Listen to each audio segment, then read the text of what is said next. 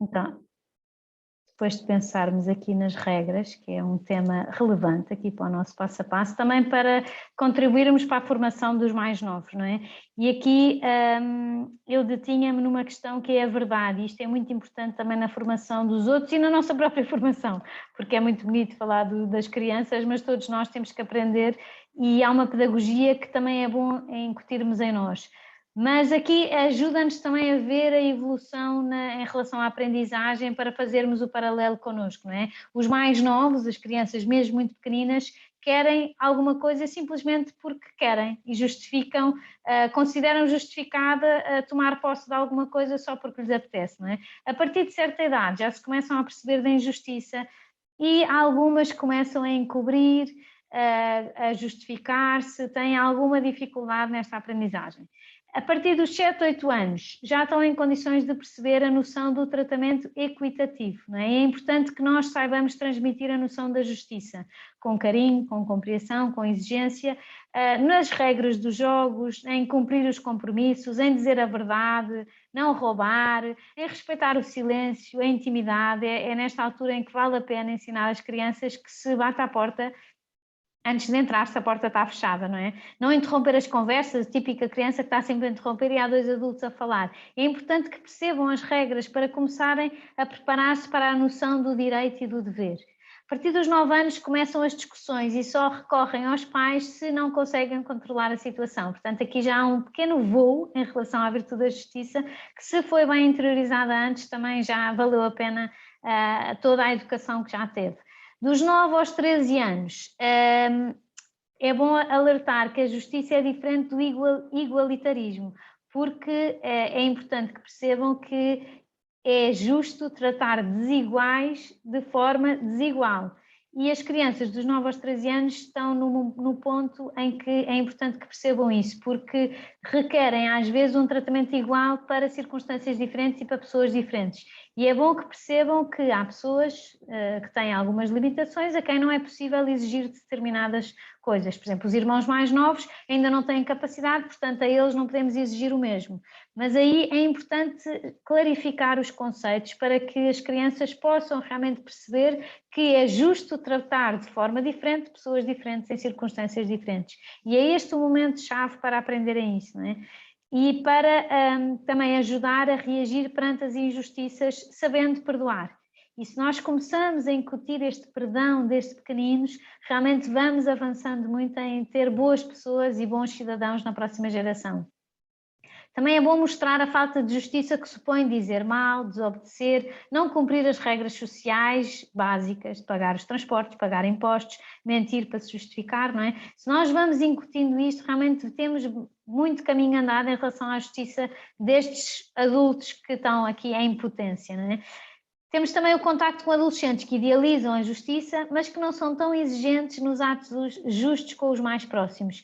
E é bom ajudar a ajustar a proporcionalidade entre a preocupação genérica com a justiça na Ucrânia e a ação diária com a justiça lá em casa e na minha conduta, não é?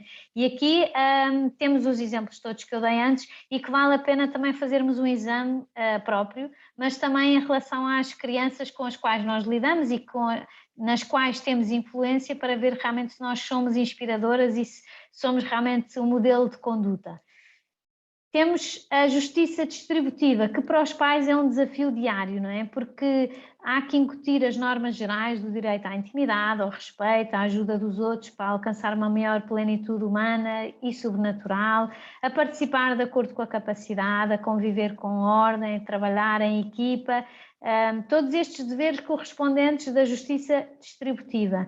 Mas depois é importante interpretar de acordo com as características de cada momento, não é? Os filhos têm idades diferentes, as crianças têm idades diferentes, têm capacidades de entender diferentes, têm estados de ânimo e de saúde diferentes e é preciso adaptar com proporcionalidade, não é? E isto falávamos no início, não é? O castigo tem que ser proporcional à importância. É diferente mentir do que sujar o chão sem querer. E nós temos que ser proporcionais na nossa atuação. para que possamos crescer também de uma forma equilibrada. E nós próprios também ver se realmente temos esta justiça equilibrada, se temos fúrias ou se temos momentos de ira, se calhar também não somos proporcionadas em nós próprios, não é? Se sabemos pedir desculpa, se reconhecemos o prejuízo que causamos nas outras pessoas injustamente, porque não temos direito a estragar a vida de uma pessoa porque nos apetece, não é? Com esta lógica, que o importante não é nos portarmos bem, mas é que sejamos boas pessoas. E isto é uma linha orientadora fascinante que todos os dias nos interpela, não é? Porque nós não fazemos as coisas pelo cumprimento em si, mas pelo amor que está por trás desse cumprimento, não é? Às vezes falhamos, mas se reconhecemos, retificamos e crescemos interiormente muito mais.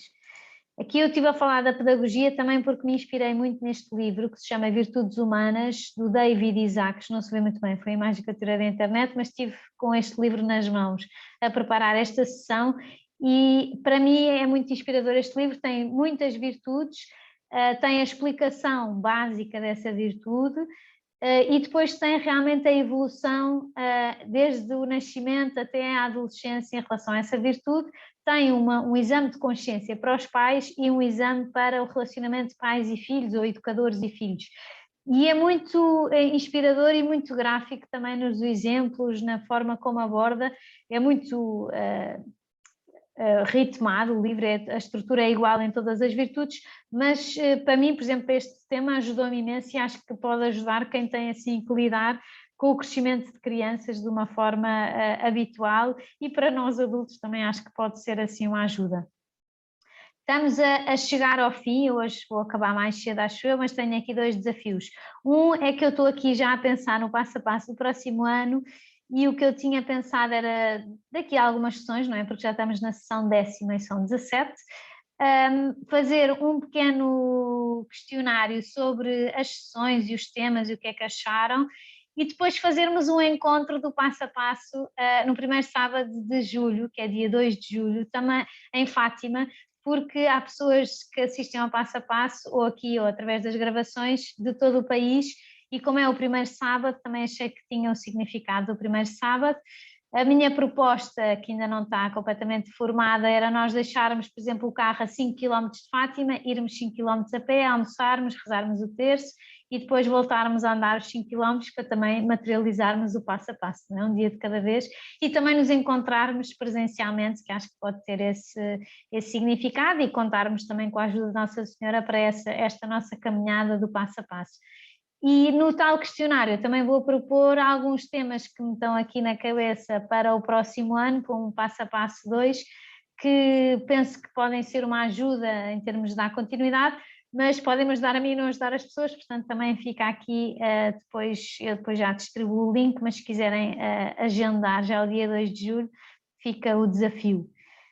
Também queria deixar aqui o desafio para o próximo passo a passo, que é sobre o casamento, não é? Estamos aqui a percorrer os sacramentos e alternamos com as virtudes, e o tema é um rosto que é caminho para o céu. Temos aqui a base do casamento, que é indissolúvel, que é aberta à vida, mas que há um rosto que é o caminho para o céu. E eu pedi a 2 protagonistas para me ajudarem, uma delas está aqui, não é? Que é a Nani, que tem o desafio de ter um rosto não batizado, que é o seu caminho para o céu, e temos a Cristina, que é a minha cunhada, tal, que está à espera do 4º filho, que podemos rodar por ele, que tem a mesma vocação até na igreja do que o meu irmão Pedro. Portanto, são 2 formas diferentes de encarar um rosto que é para si o caminho para o céu.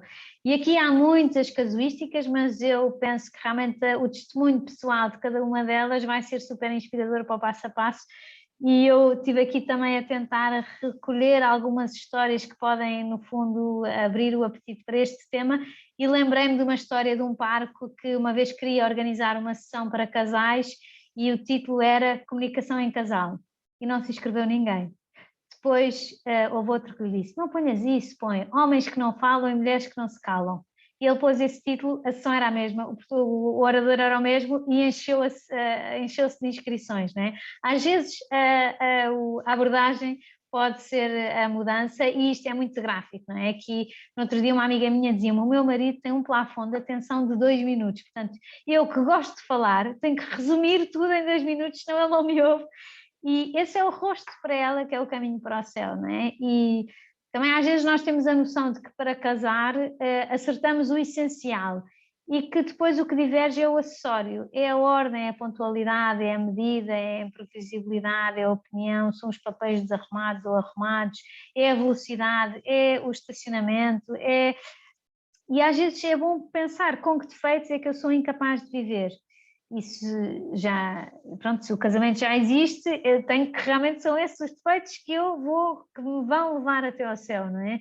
E também vermos aqui uma oportunidade de refletirmos sobre o tema e de aprendermos também com o testemunho inspirador da Nani e da Cristina.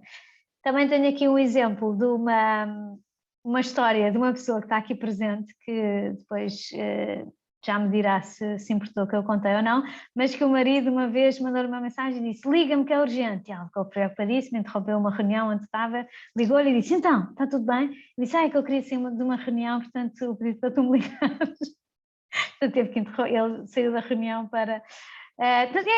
são estes rostos que nos levam ao céu, não é? E estes são exemplos super inspiradores, que eu me lembrei, que não têm transcendência nenhuma, também para abrir a vontade de nós aprendermos com o testemunho de pessoas que nos inspiram e que podem para nós realmente configurar este nosso passo a passo em direção ao céu, com um dia de cada vez, não é? E, portanto, eu deixo aqui o convite para assistirmos ao passo a passo com a Nani e a Cristina no dia 29 de março e vamos acabar hoje o passo a passo mais cedo, não é? Cada dia que vamos mais cedo, mas o próximo não vai ser assim porque são 2 testemunhos, portanto vamos deixá-las falar para nos deixarmos inspirar por cada uma.